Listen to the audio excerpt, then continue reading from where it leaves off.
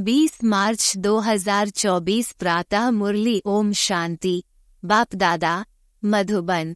मीठे बच्चे, तुम्हें गुप्त खुशी होनी चाहिए कि हम परमात्मा बाप की यूनिवर्सिटी के स्टूडेंट हैं। भविष्य नई दुनिया का वर्षा पाने के लिए पढ़ रहे हैं। प्रश्न, किस स्मृति में सदा रहो तो दैवी गुण धारण होते रहेंगे? उत्तर, हम आत्मा शिव बाबा की संतान हैं। बाबा हमें कांटों से फूल बनाने आए हैं। यही स्मृति सदा रहे तो दैवी गुण धारण होते रहेंगे। पढ़ाई और योग पर पूरा ध्यान रहे। विकारों से नफरत हो तो दैवी गुण आते जाएंगे। जिस समय कोई विकार वार करे तो समझना चाहिए, मैं कांटा हूँ, मुझे तो फूल बनना है। ओम शांति। बच्चों की बुद्धि में है कि हम रूहानी यूनिवर्सिटी में बैठे हैं। यह नशा होना चाहिए। ऑर्डिनरी रीति स्कूल में जैसे बैठते हैं, ऐसे यहाँ बुद्धू होकर नहीं बैठना है। बहुत बच्चे जैसे बुद्धू होकर बैठते हैं। याद रहना चाहिए, यह ऊंच से ऊंच परम पिता परमात्मा की यूनिवर्सिटी है। उनके हम स्टूडेंट हैं, तो तुम्हारे में कितनी फलक होनी चाहिए। ये है गुप्त खुशी, गुप्त ज्ञान। हर एक बात गुप्त है। कईयों को यहाँ बैठे भी बाहर के गंदे ख्यालात आते रहते हैं। यहाँ तुम पढ़ते हो भविष्य नई दुनिया का वर्षा पाने के लिए, तो तुमको कितनी खुशी होनी चाहिए। दैवी गुण भी होने चाहिए। भल यहाँ सब ब्राह्मण ही आते हैं। वहाँ की किचरपिट्टी से तो तुम निकलकर यहाँ आते हो, तो तुम बच्चों को कितना खुशी में रहना चाहिए। सारी दुनिया इस समय गंद में पड़ी है। कहाँ कलयुगी गंध, कहाँ सतयुगी फुलवाड़ी। कलयुग में एक दो को कांटे लगाते रहते हैं। तुमको तो अब फूल बनना है, तो कितनी खुशी रहनी चाहिए। हम अब फूल बनते हैं। ये बगीचा है। बाप को बागवान कहा जाता है। बागवान आकर कांटों को फूल बनाते हैं। ये तो बच्चों को समझ होनी चाहिए कि हम किस प्रकार का फूल बन रहे हैं। यहाँ बगीचा भी है। मुरली सुनकर फिर बगीचे में जाकर फूलों से अपनी भेंट करो। हम कौन सा फूल हैं? हम कांटे तो नहीं है। जिस समय क्रोध आता है तो समझना चाहिए कि मैं कांटा हूँ, मेरे में भूत है। इतनी नफरत आनी चाहिए। क्रोध तो सबके बीच में आ जाता है। काम तो सबके बीच में हो न सके, वह तो छिपाकर करते हैं। क्रोध तो बाहर में निकल पड़ता है। क्रोध करते हैं तो उसका असर भी थोड़ा दिन चलता है। क्रोध का भी नशा है, लोभ का भी नशा है। अपने से आपे ही नफरत आनी चाहिए। तुम समझते हो हमको बाबा फूल बनाते हैं। काम और क्रोध बहुत गंदा है। मनुष्य की सारी शोभा ही गंवा देते हैं। यहाँ शोभा दिखाएंगे तब वहाँ भी शोभा पाएंगे। बाबा रोज बच्चों को समझाते रहते हैं कि दैवी गुण धारण करो, स्वर्ग में चलना है ना। ये लक्ष्मी नारायण कितने गुणवान हैं। महिमा भी इनके आगे जाकर गाते हैं। हम नीच, पापी, कामी हैं। आप सर्वगुण संपन्न हो। तुम समझाते भी हो स्वर्ग है फूलों का बगीचा और नर्क है कांटों का जंगल। शिव बाबा स्वर्ग स्थापन करते, रावण नर्क बनाते हैं। विचार करना चाहिए, हम आत्मा बाप की संतान हैं। हमारे में गंध कहाँ से आया? अगर गंध होगा तो बाप का नाम बदनाम करेंगे। क्रोध करेंगे तो गोया बाप की निंदा कराएंगे। क्रोध का भूत आया और बाप को भूले। बाप की याद हो तो कोई भी भूत आए ही नहीं। अगर किसी की दिल को दुख पहुँचाते हैं तो वह भी असर पड़ जाता है। एक बार क्रोध किया तो 6 मास तक सबकी बुद्धि में रहता है कि यह क्रोधी है। फिर दिल से उतर जाता है। बाप दादा की दिल से भी उतर जाता है। ये दादा भी विश्व का मालिक बनते हैं, इसमें भी जरूर खूबियां होंगी, परंतु कोई की तकदीर में नहीं है तो तदवीर करते नहीं। कितनी सहज तदवीर है, सिर्फ बाप को याद करो तो आत्मा स्वच्छ बन जाएगी। और कोई यह नहीं है। इस समय राजऋषि तो कोई है नहीं, राजयोग सिखलाने वाला एक ही बाप है। मनुष्य को सुधार न सके, बाप आकर सबको सुधारते हैं। जो बिल्कुल अच्छी तरह सुधर जाते हैं वो सतयुग में पहले पहले आते हैं। तो कोई भी गंदी आदत है तो छोड़नी चाहिए। पढ़ाई पर, योग पर पूरा ध्यान देना चाहिए। ये भी जानते हैं सब तो एक जैसे ऊंच नहीं बनेंगे, परंतु बाप तो पुरुषार्थ कराएंगे। जितना हो सके पुरुषार्थ कर ऊंच पद पाओ, नहीं तो कल्पांतर नहीं पा सकेंगे। बाबा बार बार समझाते रहते हैं कि बाप को याद करो तो किचड़ा निकल जाए। वो सन्यासी तो हठयोग सिखलाते हैं। ऐसे मत समझना कि हठयोग से तंदुरुस्ती अच्छी होती है, वो कभी बीमार नहीं पड़ते। नहीं, वह भी बीमार पड़ते हैं।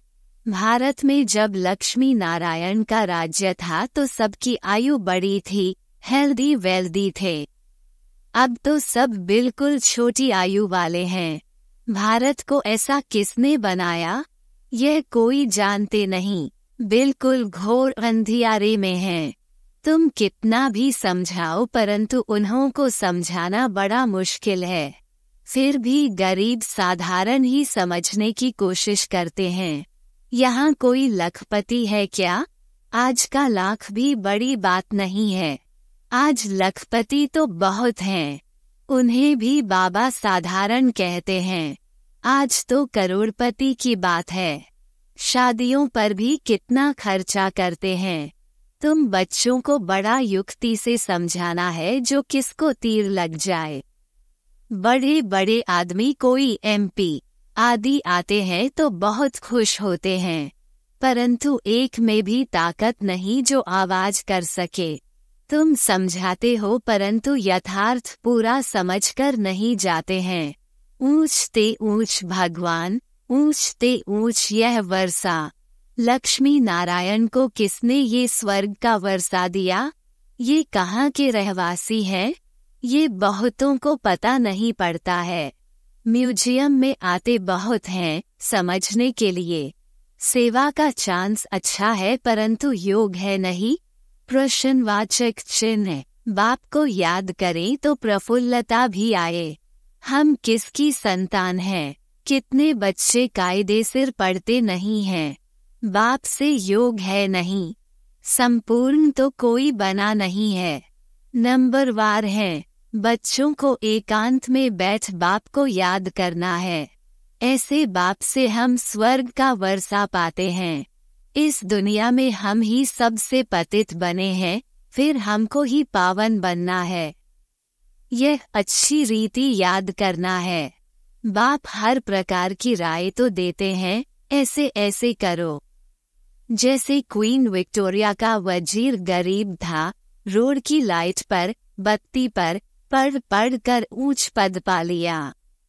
शौक था, ये भी गरीबों के लिए है। बाप है गरीब निवाज। साहूकार क्या भगवान को याद कर सकेंगे? कहेंगे हमारे लिए तो स्वर्ग यहाँ ही है। अरे, बाबा ने स्वर्ग की स्थापना की नहीं है, अब कर रहे हैं। बाप को याद करो, पावन तो जरूर बनना है। बच्चों को युक्ति रचनी है, कैसे किसको समझाएं कि भारत का प्राचीन योग सिवाय परमपिता परमात्मा के कोई सिखला नहीं सकते। हठ योग है निवृत्ति मार्ग वालों के लिए। बाप समझाते रहते हैं जब किसका कल्याण होना होगा तो फिर लिखेंगे भी ऐसे। अभी देरी है तो किसकी बुद्धि में आता नहीं है। तुम्हारी है यह ईश्वरीय मिशन। तुम्हें मनुष्यों को देवता बनाने की सेवा करनी है। दुनिया में तो अनेक प्रकार की मतें निकलती रहती हैं, तो उनका कितना शो होता है। अंधश्रद्धा कितनी है। रात दिन का फर्क है। तुम ब्राह्मणों में भी रात दिन का फर्क है। कोई तो कुछ भी जानते नहीं है। बहुत सहज। अपने को आत्मा समझो, बाप को याद करो तो पाप कट जाएंगे। दैवी गुण धारण करो तो ऐसे बन जाएंगे। ढिंढोरा पिटवाते रहो। देह अभिमान न हो तो ढोलक गले में डाल सबको बताते रहो कि बाप आया है। कहते हैं मुझे याद करो तो तुम पतित से पावन बन जाएंगे। ये घर घर में संदेश देना है। सभी पर कट जंक चढ़ी हुई है। तमो प्रधान दुनिया है। बको बाप का पैगाम जरूर पहुंचाना है। पिछाड़ी में तुम्हारी वाह वाह निकलेगी। कहेंगे कमाल है इन्हों की। इतना जगाया परंतु हम जगे नहीं। जो जगे उन्होंने पाया, जो सोए उन्होंने खोया। बाप बादशाही देने आते हैं फिर भी खो लेते हैं। सर्विस की युक्तियां रचनी चाहिए। बाप आया है कहते हैं मामे कम याद करो तो विकर्म विनाश होंगे। पवित्र बन पवित्र दुनिया का मालिक बन जाएंगे। याद नहीं करेंगे तो पाप कटेंगे नहीं। कोई भी कट न रहे तब ऊंच पद पा सकते हो। नहीं तो पद भी कम, सजाएं भी खाएंगे। सर्विस की अच्छी मार्जिन है। चित्र साथ में ले जाने से सर्विस कर सकेंगे। चित्र ऐसे अच्छी रीति बनाने चाहिए जो खराब ना हो। ये चित्र बहुत अच्छी चीज है। बाकी मॉडल्स तो खिलौने हैं। बड़े बड़े आदमियों के बड़े बड़े चित्र होते हैं। हजारों वर्ष भी चलते हैं। तुम्हारे ये 6 चित्र काफी हैं। बोलो ये सृष्टि का चक्र कैसे फिरता है, हम आपको समझाएंगे। इस चक्र को याद करने से तुम चक्रवर्ती राजा बनेंगे। बैज भी बहुत अच्छा है, परंतु इनकी वैल्यू बच्चों के पास नहीं है। इस पर भी तुम समझाते रहो तो भी तुम्हारी कमाई बहुत होगी। ये बैज तो ऐसा है जो छाती से लटका रहे। ये बाबा इस ब्रह्मा द्वारा यह वर्षा देते हैं। ट्रेन में भी चक्र लगाते ये समझाते रहो। छोटे बच्चे भी कर सकते हैं। तुमको कोई मना नहीं कर सकते। ये बैज ऐसी चीज है, हीरे जवाहर फल फूल महल सब कुछ इसमें मर्ज है, परंतु बच्चों की बुद्धि में नहीं आता है। बाबा ने बहुत बारी समझाया है, चित्र साथ में जरूर हो। तुमको कोई उल्टा सुल्टा भी बोलेंगे। श्री कृष्ण को भी गाली मिली ना, भगाते थे, ये करते थे, लेकिन उनको भी पटरानी बनाया ना। विश्व का मालिक बनकर फिर ऐसे काम थोड़े ही करेंगे। इस ज्ञान में नशा बहुत होना चाहिए। हम चाहते हैं जल्दी विनाश हो जाए। फिर कहते अभी तो बाबा साथ है। बाबा को छोड़ देंगे तो फिर बाबा 5000 वर्ष के बाद मिलेगा। ऐसे बाबा को हम कैसे छोड़ें? बाबा से तो हम पढ़ते रहें। ये है ब्राह्मणों का ऊंचे ते ऊंचा जन्म। ऐसा बाप जो हमको राजाई दे रहा है, फिर तो हम उनसे मिलेंगे नहीं। परंतु गंगा पर रहने वालों को इतना कदर नहीं रहता। बाहर वाले कितना महत्व रखते हैं। यहाँ भी बाहर वाले कुर्बान जाते हैं। अगर योग का बल नहीं है तो किसी पर भी समझाने का असर नहीं होता। कुछ भी समझते नहीं। आते बहुत हैं, लिखते हैं ऐसे ऐसे समझाया, कहते हैं बहुत अच्छा है। बाबा समझते हैं सुना ऐसे जैसे सुना ही नहीं, जरा भी समझा नहीं, बाप को ही नहीं जाना है। अगर कुछ समझे तो ऐसे बाप से कनेक्शन तो रखे, चिट्ठी लिखे। झट तुमसे पूछे कि तुम ऐसे बाप को चिट्ठी कैसे लिखते हो, बताओ। शिव बाबा के अराफ ब्रह्मा एकदम लिखने लग पड़े, ये तो रथ है ना, परंतु ज्यादा कीमत तो उनकी है जो इसमें प्रवेश करते हैं। सर्विस करते करते बहुत बच्चों के गले थक जाते हैं, परंतु योग नहीं है तो तीर नहीं लगता है।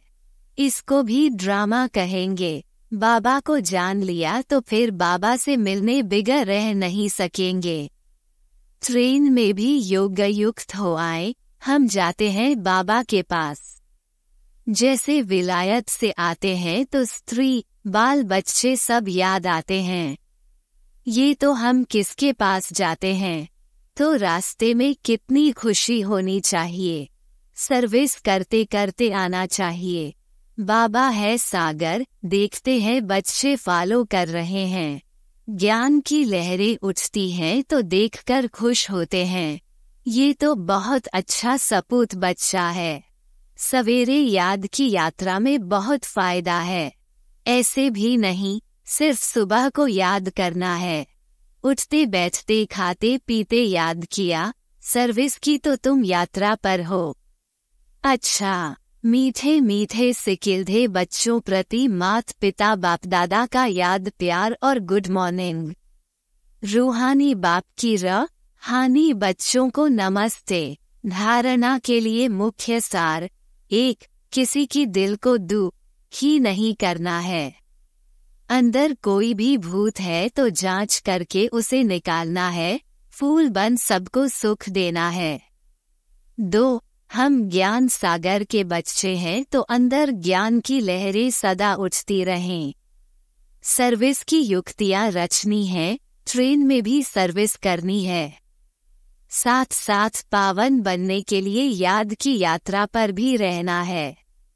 वरदान, याद और सेवा के बैलेंस द्वारा बाप की मदद का अनुभव करने वाले ब्लेसिंग की पात्र आत्मा भाव। जहाँ याद और सेवा का बैलेंस अर्थात समानता है, वहाँ बाप की विशेष मदद अनुभव होती है।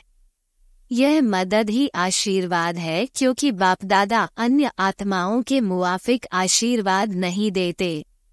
बाप तो है ही अशरीरी, तो बाप दादा की आशीर्वाद है सहज स्वत मदद मिलना, जिससे जो असंभव बात है वो संभव हो जाए। यही मदद अर्थात आशीर्वाद है। ऐसी आशीर्वाद के पात्र आत्माएं हो जो एक कदम में पद्मों की कमाई जमा हो जाती है। स्लोगन, सकाश देने के लिए अविनाशी सुख, शांति व सच्चे प्यार का स्टॉक जमा करो।